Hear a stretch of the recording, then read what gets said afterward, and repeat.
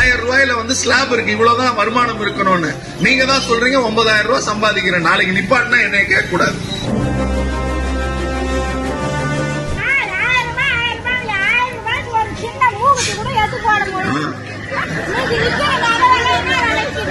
ஆத்தாவுக்கு என்ன ஆசைன்னா 10 பவுன்ல 1000 ரூபாய்க்கு நகை கொடுத்தா தான் 1000 ரூபாய் மதிப்பேன்.